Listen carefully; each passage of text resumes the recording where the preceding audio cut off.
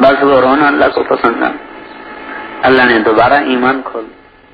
جب یہ ابوبکر واپس پہنچے تو ان سے پہلے وہ وہاں پہنچے ہوئے تھے, دریائے دجلہ میں نہا رہے اور کہہ رہے ابوبکر اللہ نے میرا ایمان مجھے واپس کر دیا. عیسائیوں کو حقیر سمجھنے پر اتنی بڑی تنبیہ آئی. ہم ایک تو مسلمانوں کو حقیر سمجھتے, پھر اپنے ساتھیوں کو حقیر سمجھتے, جن کی عمریں کھپ گئیں ان کو کام سکھانے کے چکر میں پڑو.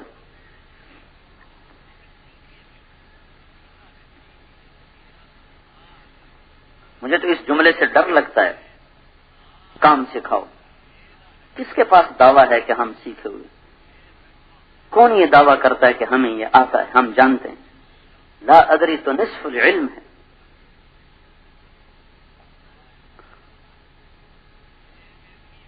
تو چوتھا نمبر, اخلاق مشکل ترین چیپٹر ہے اسلام کا. یہ تھوڑی سی محنت سے نہیں آتا. اس لیے تو اللہ کے نبی نے فرمایا ساری زندگی کے ساری رات کے شب بیدار اور ساری زندگی کے سارے دنوں کے روزے دار سے بڑا مقام ہے اچھے اخلاق والے کا. اور ضمانت کا تم اپنے اخلاق اچھے کرو, میں ضامن ہوں جنت الفردوس میں تمہیں گھر لے کے دوں گا. اتنی بڑی ضمانت آپ دے.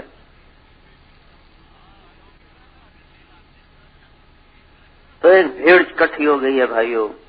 جو پرانے صحبت یافتہ لوگ تھے یا اللہ کے پاس چلے گئے یا کمزور ہو گئے, بیمار ہو گئے. ایک مجمع ہے جوانوں کا, ہر چیز میں کمزوری, ہر چیز میں کمزوری ہے. تو پتہ نہیں کب کہاں جا کے کسی بھی کیچڑ میں گاڑی پھنس جائے.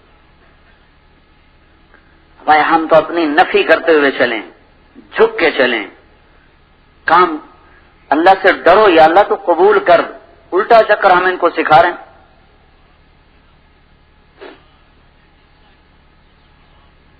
موسیٰ علیہ السلام سے یہ جملہ پسند نہیں آیا تھا, کلیم اللہ کلیم اللہ. ان کی بات سن کر ایک شخص بولا آپ سے زیادہ بھی کوئی جاننے والا ہے؟ ان کا لا ادری, لا میں نہیں جانتا. اتنی بات بھی اللہ کو پسند نہیں آئی کہ تو نے یہ کیوں کہا لا ادری. حالانکہ بات اپنی جگہ پر ٹھیک تھی. وہ جانتے ہیں میں کلیم اللہ ہوں, جو مجھے اللہ نے دیا کسی کو نہیں دیا. خضر کو جو دیا وہ تو بہت تھوڑا ہے, لیکن اللہ کو یہ بات بھی پسند نہیں آئی. لا ادری میں تھوڑی سی ایک شان تھی. نہیں میرا ایک بندہ ہے تو اس سے زیادہ میں نے اس کو دیا ہے. یہ سارا سفر اس ایک جملے کے پیچھے ہوا. اب ایک آدھ سفر باہر ملک کا کر کے کہتے ہیں ہم نے کام سمجھانا ہے.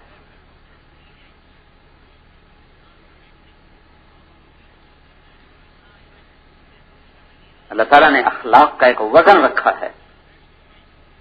معاف کرنا, درگزر کرنا.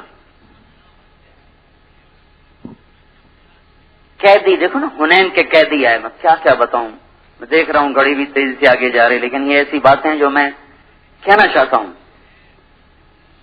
قیدی آئے, حنین کی 6000 قیدی. تو آپ مال غنیمت تقسیم نہیں کر رہے. سبحان اللہ. کس لیے کہ حنین والے آ کے معافی مانگنے تو ہر چیز واپس کر دوں. مؤخر کی یہ رکھا. جب دیکھا کہ نہیں آ رہے تو آپ نے کہا چلو طائف پہ حملہ کریں. ایک اور بہانہ ڈال دیا اور سارا مال غنیمت جعرانہ میں بند کر دیا اور طائف چلے گئے. 20 دن وہاں گزر گئے, وہ لوگ نہیں آئے. جب دیکھا کہ نہیں آتے تو آپ نے سارا مال اور قیدی تقسیم کر دی. اگلے دن وہ پہنچ گئے, یا رسول اللہ ہمیں معاف کر دیا جائے. آپ نے کہا اللہ کے بندو تمہارے لیے تو میں نے اتنا انتظار کیا, اب میں کب تک انتظار کرتا. اب میں تو تقسیم کر چکا ہوں, اب ایک بات کر لو, یا مال لے لو یا قیدی لے لو. وہ کہنے لگے مال تو پھر بھی اللہ دے دے گا, آپ ہمیں قیدی ہمارے واپس کر دیں. آپ نے فرمایا میرے اور میری اولاد کے وہ تو میں ابھی ضمانت دیتا ہوں, لیکن باقی جن کو میں نے دے دیے ہیں ان کی میرے پاس کوئی گارنٹی اور ضمانت نہیں. البتہ میں تمہارے لیے ایک ہیلا کرتا ہوں. تم ایسا کرو صبح کی نماز میں, پھر میں ایسا زور کی نماز میں, جب میں نماز پڑھا چکا تم کھڑے ہو کے زور سے معافی مانگنا, پھر تمہارے لیے میں کچھ کروں گا. جس نے تلوار اٹھائی اس کے لیے کہہ رہا میں تمہارے لیے کچھ کروں گا.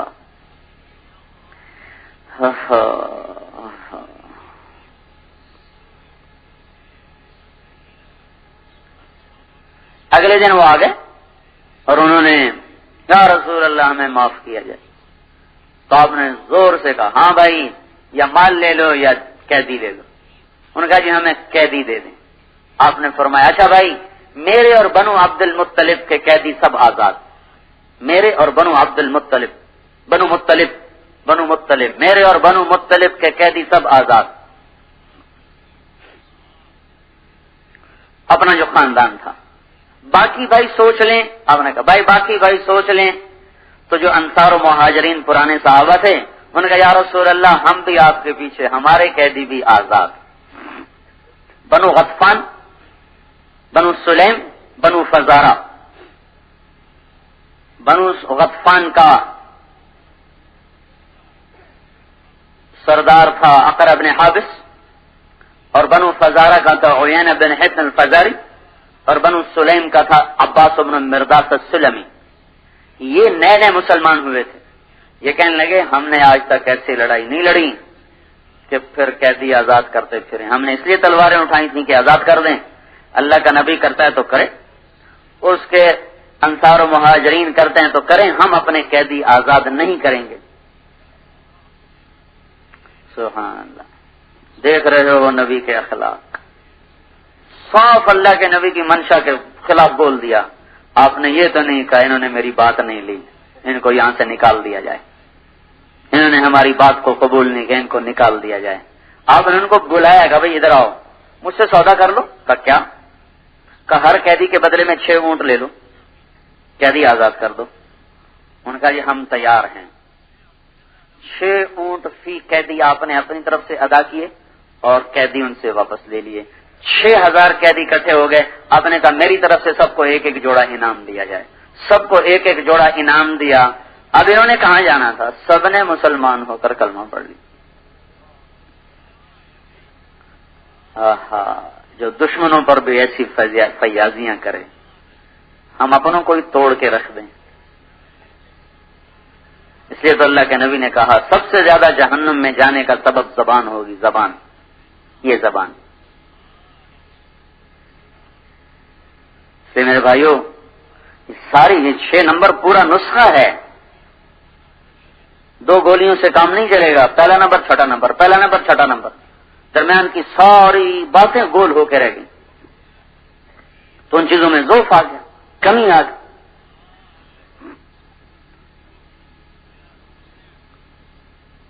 اخلاق کی تو تھے جنہوں نے دل جیتے, زندگیاں پلٹا کھا گئیں.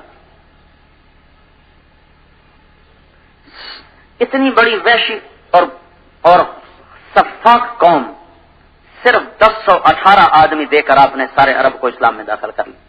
259 مسلمان شہید ہوئے اور 759 ٹوٹل کافر قتل ہوئے اور ساری قوم اسلام میں داخل. اتنا تھوڑا خون بہا کر, جبکہ پہلی جنگ عظیم میں 75 لاکھ آدمی قتل ہوا.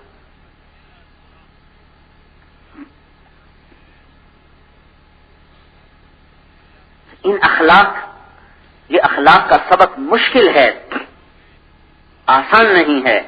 کسی کی گالی سن کر دعا دینا آسان نہیں ہے. کوئی منہ پھیر جائے اسے سلام کرنا آسان نہیں ہے. واللہ اپنے آپ کو اب تول کے دیکھ لو, ساری رات کے نفل پڑھنے آسان ہیں, جو منہ موڑ جائے اسے سلام کرنا مشکل ہوتا ہے.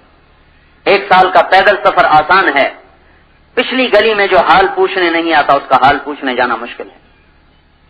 چند قدم نہیں اٹھا سکتا نفس. انسان اس معاملے میں کمزور واقع ہوا ہے. تو گالی دینے والے کو دعا دینا, اختلاف رائے کرنے والے سے زیادہ محبت کرنا.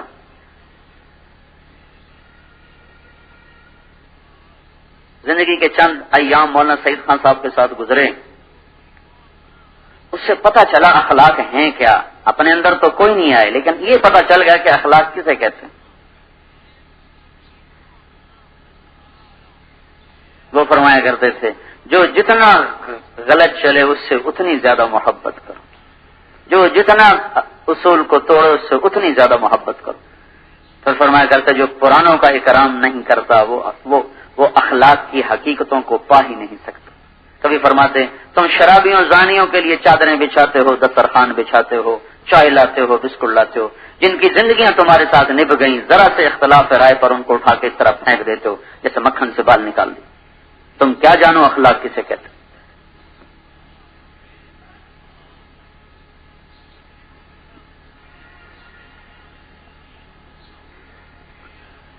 تو اس لیے بھائیو یہ بڑا وزنی عمل ہے، بڑا وزنی عمل ہے حسن اخلاق.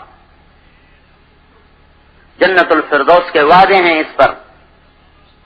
میں کہا گھونٹ سی لو کسی کی، نہ غیبت کرو نہ سنو، جہاں کسی کی کمی دیکھو اس کی اچھائی بیان کرو. نبی تو نبی ہوتا ہے، اس کا تو ہر بول اللہ کی منشا میں ہوتا ہے. بریرہ رضی اللہ تعالیٰ عنہ آزاد ہوئی، مغیث رضی اللہ عنہ سے نکاح ہے. لونڈی کو اختیار ہے کہ آزاد ہو کر نکاح توڑ دے یا باقی رکھے. جو ہی آزاد ہے انہوں نے نکاح توڑ دیا. بریرہ بڑی خوبصورت، مغیث بڑے بدصورت. اب بریرہ آگے آگے، مغیث پیچھے پیچھے، وہ آگے چلیں وہ پیچھے چلیں، روتے پھریں، منتیں کریں بھی مجھ سے رجوع کر لے، مجھ سے دوبارہ رجوع کر لے. حضور صلی اللہ علیہ وسلم کو بھی ترس آیا. کہا دیکھو بیچارے مغیث کا کیا حال ہو گیا. تو آپ نے بریرہ کو بلایا.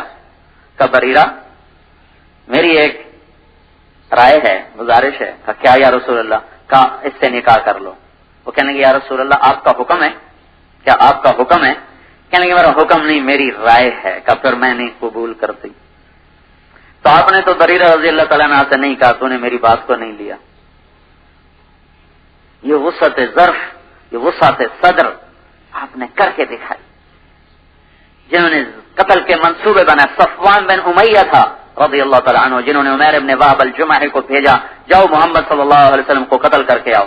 جب حنین کا مال آیا تو ایسے دیکھ رہے تھے کنکھیوں سے اس طرح، ادھر بھیڑ بکریاں بھری پڑی تھیں اور اونٹ یوں دیکھ رہے. تو آپ کی نظر پڑ گیا. آپ نے کہا صفوان یہ بڑا اچھا لگ رہا ہے؟ کہنے کہ جی ہاں. کہا سب تجھے ہدیہ. کہا اشہد انک رسول اللہ، میں گواہی دیتا ہوں تو اللہ کا رسول ہے. اتنی بڑی سخاوت سچے نبی کے سوا کوئی نہیں کر سکتا. بھائیو وسعت ظرف ہو. یہ اخلاق اپنے بچوں سے برتو، بیویوں سے برتو. ساری دنیا سے کو ہنس کے ملتے ہیں، بیویوں سے لڑ کے ملتے ہیں. ساری دنیا کے ساتھ اچھے اخلاق، بیویوں کے ساتھ بدتمیزی اور لڑائی. میں تو یہ کہتا ہوں اپنے بچوں سے بھی چوتھے نمبر کا معاملہ کرو. آج کی اولاد وہ اولاد نہیں ہے. آج کی اولاد انٹرنیٹ کے زمانے کی ہے، کیبل کے زمانے کی ہے، ڈش کے زمانے. یعنی کیا پتا باپ کسے کہتے. جب ہماری اپنی تہذیب تھی تو کچھ تھا. مجھے یاد ہے میں چھوٹا تھا جب ہمارے دادا تو میں نے 2.5 سال میں فوت ہو گئے. ان کے جو سگے بھائی تھے چھوٹے، وہ میری عمر کو 7-8 سال تھی جب وہ فوت ہوئے. تو میرے اس دادا کے سامنے بھی، جو میرے دادا کے بھائی تھے، نہ میرا باپ ان کے سامنے ایسے آمنے سامنے بیٹھتا تھا، نہ ان کے اپنے بیٹے ان کے آمنے سامنے بیٹھتے تھے. پیٹھ پیچھے بیٹھتے تھے، پیٹھ پیچھے. اور وہ کھڑے ہو جاتے تو پھر وہ سارے کھڑے ہو جاتے تھے. وہ بڑے دبنگ آدمی تھے، ان کو بڑے بڑے عمریں ہیں، اور ان کو دیرے میں ڈانٹ دیتے تھے اور کوئی اف نہیں کرتا. چپ. یہ تہذیب تو ہماری ختم ہو گئی. اب تو بیٹا باپ کے گلے کو آتا ہے.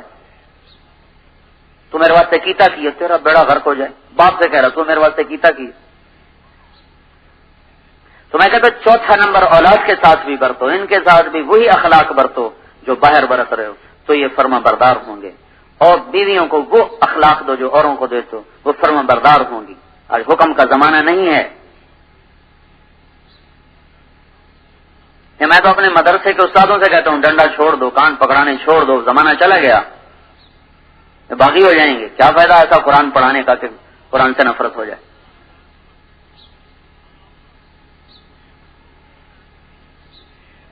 یہ اخلاق یہ مشکل ترین سبق ہے، اس لیے میں تھوڑا سا اس کو میں نے تفصیل سے بتایا ہے. یہ صبح میں اکثر پرانے لوگ ہوتے ہیں، کام کرنے والے لوگ، اس لیے تھوڑا سا اس کو میں وضاحت سے عرض کرتا ہوں. ہمیں اس کی ضرورت ہے، ہم اس کے محتاج ہیں اس وقت، اشد ضرورت ہے اس کی اس وقت. ایسے ہی نیتیں ڈاواڈول ہو رہی ہیں جب مجموع کی کثرت. مولانا ظاہر شاہ صاحب رحمۃ اللہ علیہ بڑے حکیم، ہمارے اساتذہ میں سے بڑے. ایک دفعہ فرمانے لگے یہ جو تبلیغ کا ممبر ہے نا، تبلیغ کا ممبر، اب یہ بھی بہت بڑا فتنہ بن چکا ہے۔ ہمارا سبق ہو رہا تھا کنز کا، حالانکہ ابھی تو بہت بہت دور کے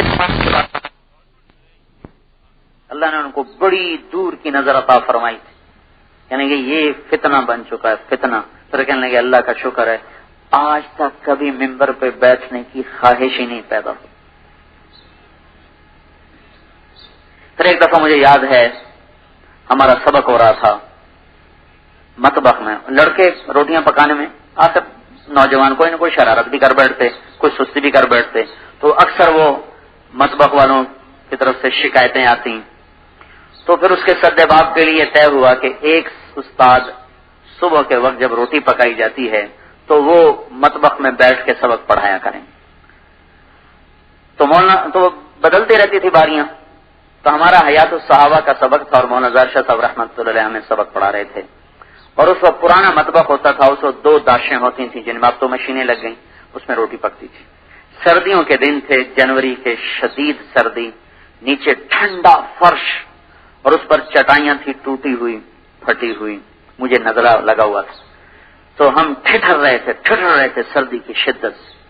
ادھر وہ ساتھ دیگوں کی کھڑکھڑ، ادھر وہ پانی کے ساتھ وہ دو رہے، وہ مطلب ایک عجیب سا منظر تھا، ایک بے بسی اور قسم پرسی۔ تو حیات الصحابہ کا سبق ہو رہا تھا، تو مولانا زار شاہ صاحب فرمانے لگے رائمنڈ کی نسبت کو بیچنا نہیں، رائمنڈ کی نسبت کو بیچنا نہیں۔ آپ یقین مانیں مجھے اندر ہی اندر ہنسی آئی، میں نے کہا کون سی نسبت؟ ٹوٹی چٹائی، ٹھنڈا فرش، سرد ہوائیں، پھرتے ہیں خار میر کوئی پوچھتا نہیں، اس عاشقی میں عزت سادات بھی گئی۔ یہ کون سی نسبت کہہ رہے ہیں کہ رائمنڈ کی نسبت کو بیچنا نہیں؟ یہ میں آپ کو بتا رہا ہوں 74-75 کی بات، تو وہ تو دنیا سے چلے گئے، لیکن آج میں دیکھ رہا ہوں کہ ہم اس کو اب بیچ سکتے ہیں، اور بک گئی، ہمارے تو ہاتھوں سے بک گئی۔ شاید مخلصین کی برکت سے، جیسے وہ حدیث میں آتا ہے لوگ جنت میں جا رہے ہوں گے، کچھ جہنمی کھڑے ہوں گے، تو ایک جہنمی پکارے گا ایک جنتی کو، آپ مجھے پہچانتے ہیں؟ وہ کہے گا نہیں،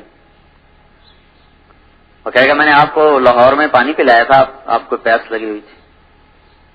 لاہور کیسے نام لے رہا ہوں؟ تو وہ کہے گا ہاں یاد آ گیا، کہ میری سفارش کر دے۔ تو اللہ تعالیٰ سے کہے گا یا اللہ اس کا میرے اوپر ایک احسان ہے، اس نے مجھے پانی پلایا تھا، اب میں جا رہا ہوں جنت میں، یہ جا رہا ہے دوزخ میں، اے اللہ تو اسے بھی معاف کر دے۔ تو اللہ تعالیٰ فرمائیں گے چلو تیری برکت سے اس کو بھی معاف کر دیتا ہوں۔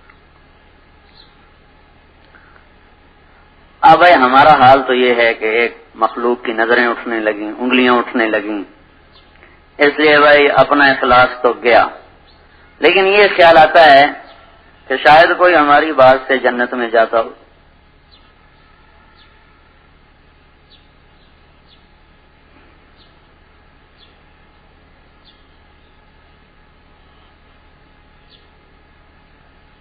قسم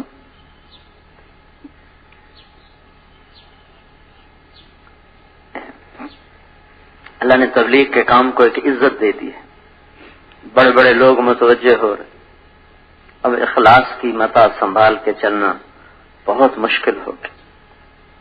جب ہمیں کوئی جانتا نہیں تھا، ہم کسی کو جانتے نہیں تھے، اور کوئی سامنے تھا ہی نہیں سوائے اللہ کے، اب بہت سی چیزیں سامنے آ گئی ہیں، اب کچھ پتہ نہیں کہ ہم مخلص ہیں یا دنیا پرست ہیں، یہ موت پہ ہی پتہ چلے گا۔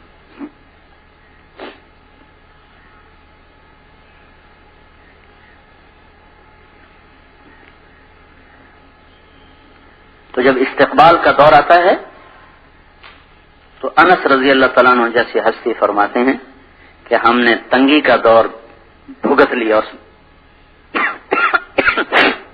اس میں ہم پاس ہو گئے، لیکن جب ہم پہ فراخی کا دور آیا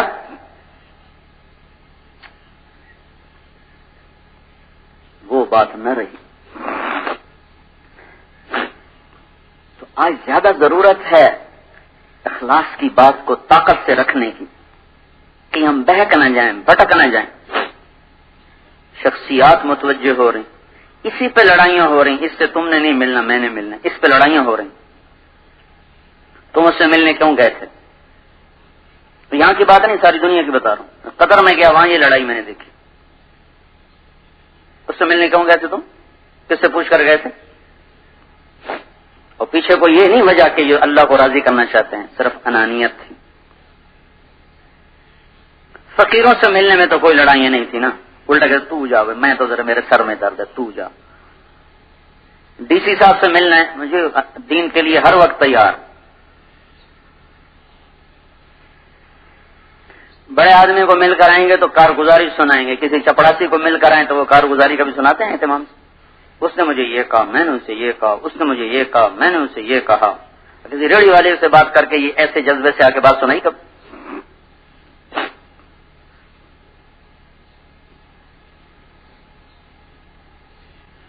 ہم تو خود خواص میں کام کر رہے ہیں نا پچھلے 15 سال سے. ہمیں تو اس راہ کے کانٹوں کا پتہ چل چکا ہے اب کہ یہ کیسا خاردار ہے اور کیسے اس کے اندر بغض چھپے ہوئے ہیں اور نفرتیں چھپی ہوئی ہیں. بنگلہ دیش میں تھا اجتماع میں تو میں وہاں جو خواص کا خیمہ ہوتا ہے اس کا انتظام بہت اچھا ہوتا ہے اور جو عمومی خیمہ ہوتا ہے اس کا انتظام بہت نرم ہوتا ہے. ہمارے ہاں تھوڑا سا فرق ہوتا ہے، اتنا زیادہ نہیں. وہاں خواص کے لیے بہت اعلیٰ انتظام کرتا، عوام کا انتظام بہت کمزور ہوتا.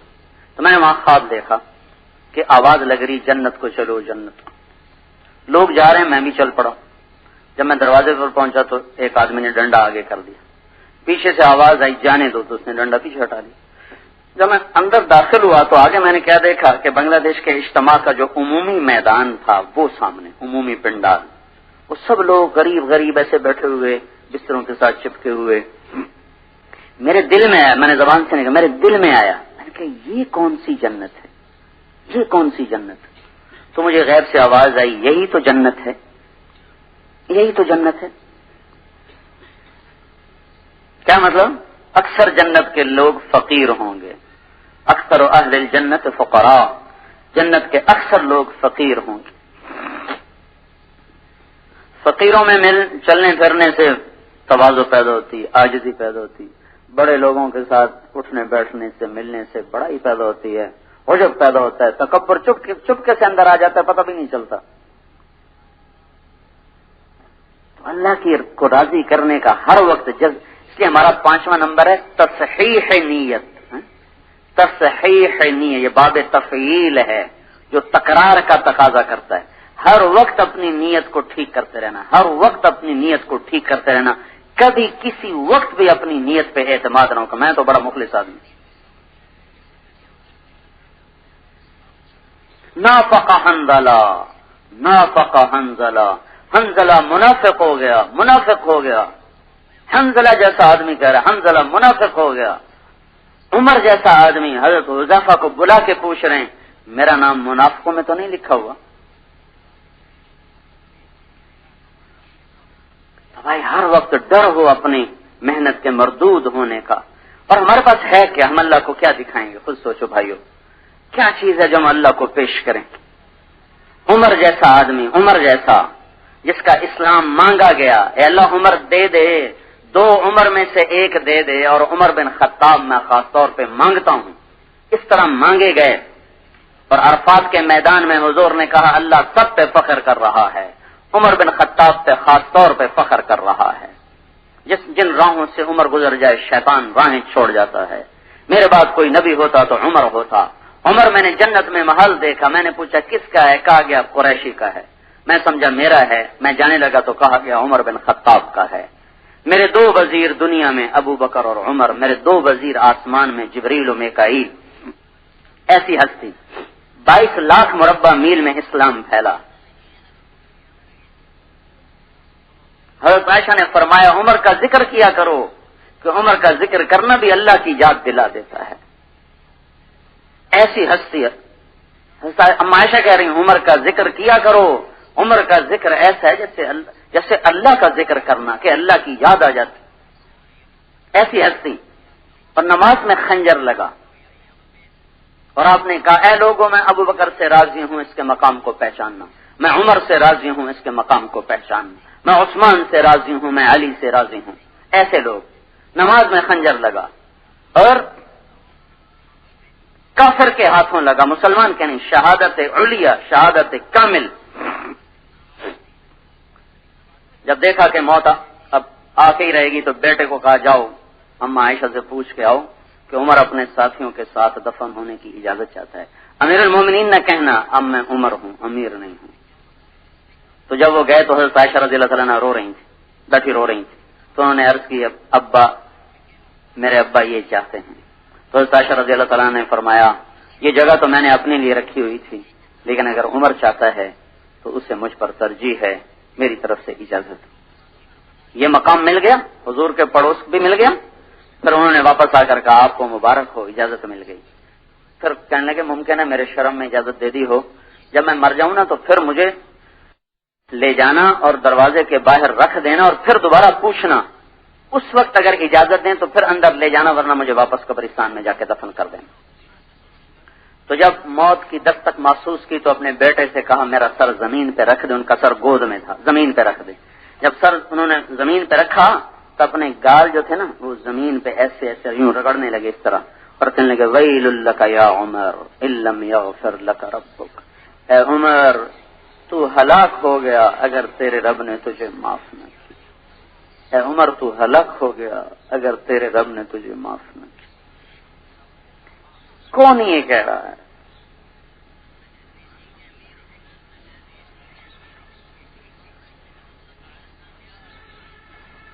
اے عمر تو ہلاک ہو اگر تیرے رب نے تجھے معاف نہ کیا۔ اور یہ ہمارے نوجوان کہہ رہے ہیں جنت تو یہ راستے کی گری پڑی چیز ہے، میں نے خود ان کانوں سے سنا، جنت تو اس راستے کی گری پڑی چیز ہے، اللہ کے واسطے ہوش میں آؤ، کیا واہیات بول رہے ہو؟ جنت تو اس راستے کی گری پڑی چیز، جن کو جنت کی بشارتیں مل گئیں، کہہ رہے مر گیا عمر اگر اللہ نے اسے معاف نہ کیا، ہلاک ہو گیا عمر اگر اللہ نے ان سے معاف نہ کیا۔